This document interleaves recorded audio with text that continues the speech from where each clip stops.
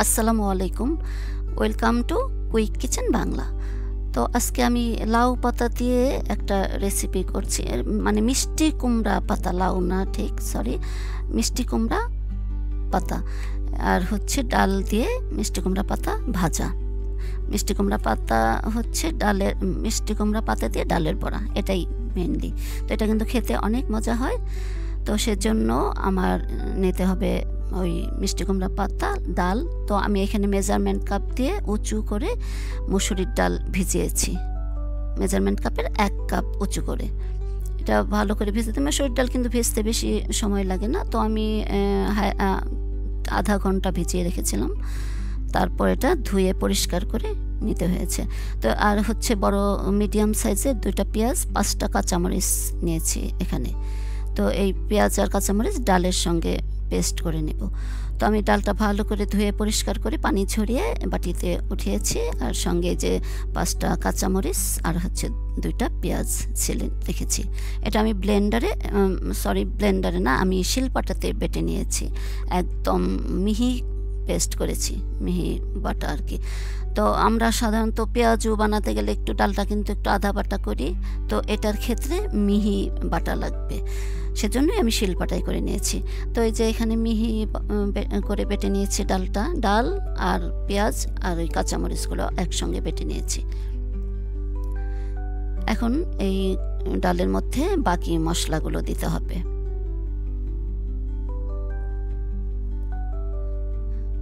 এখানে প্রথমে আমি দিব হচ্ছে আদা রসুনের পেস্ট, 4 চামচের উঁচু করে 1 চামচ।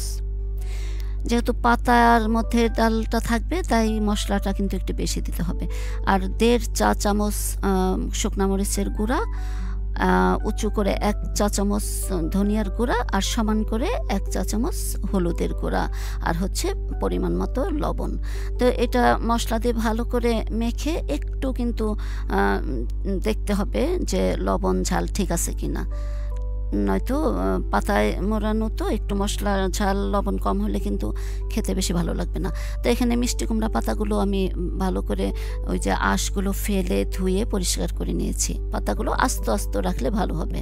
তো আমি খুব আস্তে ধীরে ধুয়ে পরিষ্কার করে, যেন পাতাটা ছিঁড়ে না যায়, সেজন্য সুন্দরভাবে ধুয়ে পরিষ্কার করে রেখেছি, পানি ঝরিয়ে রেখেছি।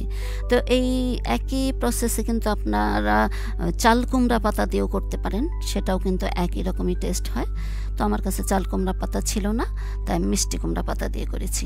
তো এখানে আমি অনেকগুলো পাতাই নিয়েছি। এখন আমার ডালের পরিমাণে যতগুলো ডাল পাতা কাভার হয় আর কি, তার ছোট পাতা যেগুলো আছে সেগুলো ছোট হলে 2টা পাতা নিতে হবে, আর বড় হলে একটা। তবে বড় না, মাঝারি সাইজ আর কি। তো এই যে এখানে আমি ওই মশলায় মাখানো ডালের পেস্টটা দিয়ে করে মেখে নিব। এই পাতাটা, পুরা পাতাটা এরকম হালকা করে মাখতে হবে, বেশি ডাল কিন্তু এখানে দেওয়া যাবে না। এখানে এই অল্প করে ডাল দিয়ে জাস্ট পাতার উপরে একটা প্রলেপ দিতে হবে, একদম হালকা হালকা করে।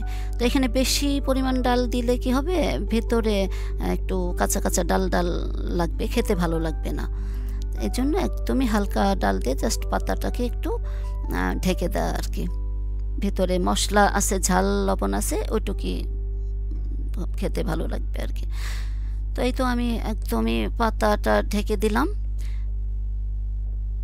তো আমি এটা খুব আস্তে ধীরে করে দেখাচ্ছি যেন আপনারা বুঝতে পারেন আমি কিভাবে করেছি এটা। তো এই সাইড দিয়ে ভাঁজ করে দিলাম। ওই সাইডটা ভাঁজ করার পরেও আবার একটু ডাল দিয়ে ওইটা মেখে দিলাম। একইভাবে পুরো পাতাটাই এভাবে ভাঁজ করে নেব।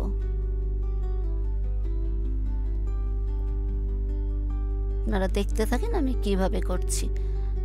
তো এই তো আবার এখানে একটু ডাল দিয়ে দেব, সামান্য একটু ডাল দিয়ে।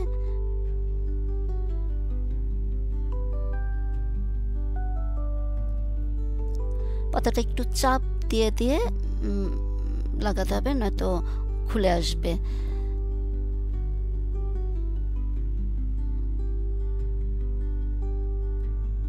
এই তো এরকম করে ভাঁজ দিয়ে দিলাম।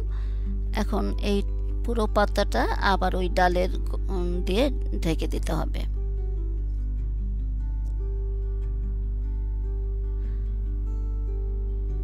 তো আমি এই উপরের পিঠটা কিন্তু পুরোটাই এই ডাল দিয়ে ঢেকে দিব। এই ডালটাও কিন্তু কম কম করে দিতে হবে, একেবারে বেশি বেশি করে দিলে খেতে কিন্তু ভালো লাগবে না। একদমই একটা হালকা একটা লেয়ার থাকবে ডালের, মানে পাতাটা যেন ঢেকে যায়, পাতা বের হয়ে না আসে, এরকমভাবে ঢেকে দিতে হবে ডাল দিয়ে। তো আমি এই যে পাতাটা ঢেকে দিচ্ছি, চতুর্দিক কোনা টোনা যা আছে সাইড টাইড সব আমি ডাল দিয়ে ঢেকে দিব।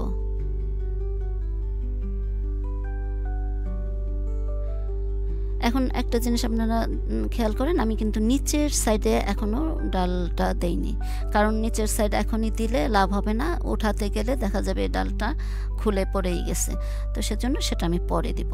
তো আরেকটা পাতা আমি একইভাবে আপনাদের দেখাচ্ছি।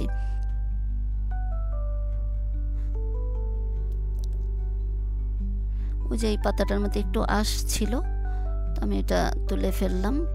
আঁশ ফেলে দেওয়া হয়েছে, তারপরেও কীভাবে যেন এটার মধ্যে একটু রয়ে গেছিল। এটা ওই যে বটার সাথে যে একটা আঁশ থাকে পাতায়, সে আঁশটা। তো একইভাবে আমি আবার ওই ডাল পাতলা করে পাতাটা ঢেকে দিচ্ছি।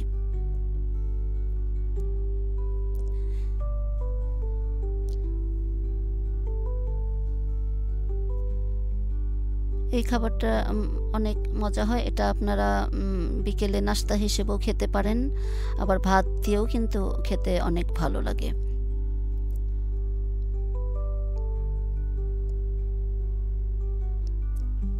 যেখানে একটু বেশি হয়ে গেছে আমি ওখান থেকে আবার ডাল নিয়ে নিলাম, নিয়ে আবার এরকম একইভাবে ভাজটা আপনারা আপনাদের পছন্দ মতো দিবেন, তবে এইভাবে ভাজ করতে হবে, যেদিকেই আগে দেন নিচ দিক বা সাইড থেকে ওঠান একইভাবেই ভাজটা হবে, জাস্ট পাতাটা ফোল্ড করতে হবে। তো আবারও আমি এই যে এটা একইভাবে একটু হালকা হালকা ডাল দিয়ে পাতাটাকে ভাজ করে নিচ্ছি। আপনারা যেন এইটা ভালোভাবে বুঝতে পারেন, সেজন্য আমি খুব আস্তে ধীরে দুইটা পাতা করে দেখাচ্ছি।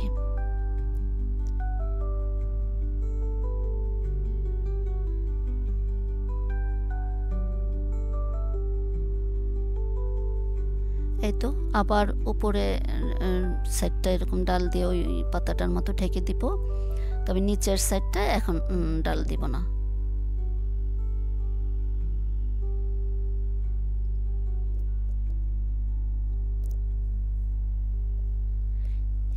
এটা একটু সময় সাপেক্ষ, তাই একটু সময় লাগে, কারণ এই যে পাতাটা ভাজ করা, ভেতরে ডাল দেওয়া, বাইরে ডাল দিয়ে ঢেকে দেওয়া পাতা, একটু সময় লাগে।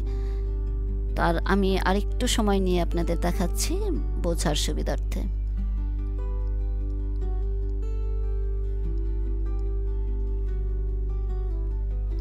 আমি এই যে সাইড দিয়ে কর্নার টর্নার যা আছে সব কিন্তু ডাল দিয়ে ঢেকে দিচ্ছি।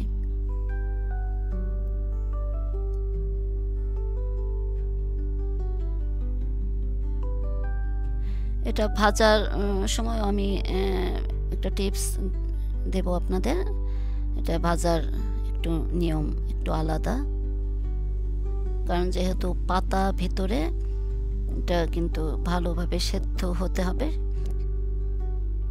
নয়তো খেতে ভালো লাগবে না।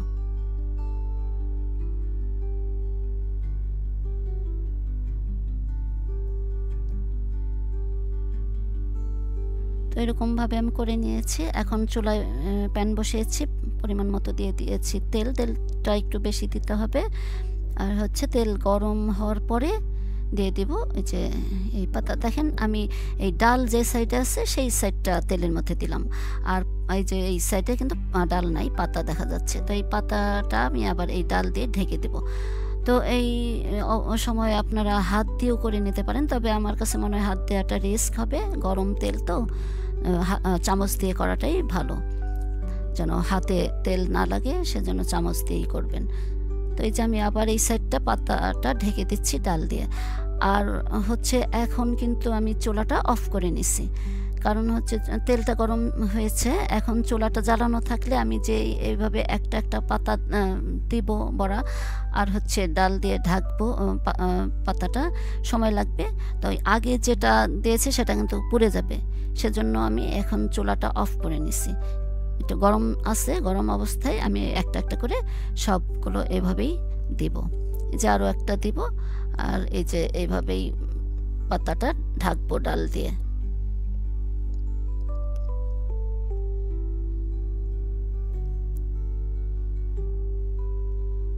এই সাইডটাও ওই কর্নার সাইড টাইড সব ডাল দিয়ে ঢেকে দিতে হবে।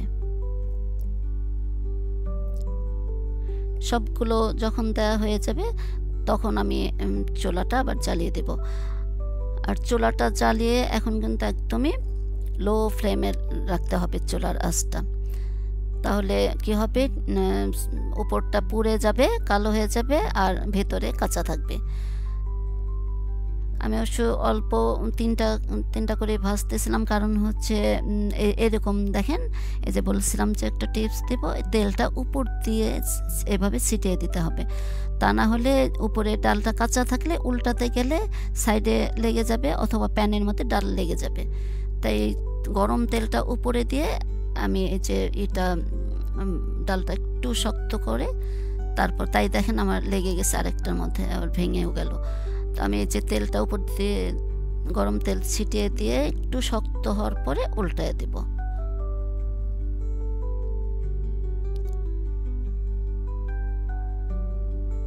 এই যে গরম তেলটা অবশ্যই উপর দিয়ে দিবেন, দিয়ে ওই উপরের ডালটা একটু শক্ত হওয়ার পরে তখন উল্টাতে হবে, নয়তো ভেঙে যাবে, আবার ওই যে প্যানে লেগে যাবে ডাল বা আরেকটার সাথে লেগে যাবে। এখন চুলার আঁচ একদমই লো থাকবে, একদম আস্তে আস্তে করে এটা ভাজতে হবে, তা না হলে ভিতরে কাঁচা থাকবে আর উপরে পুড়ে যাবে।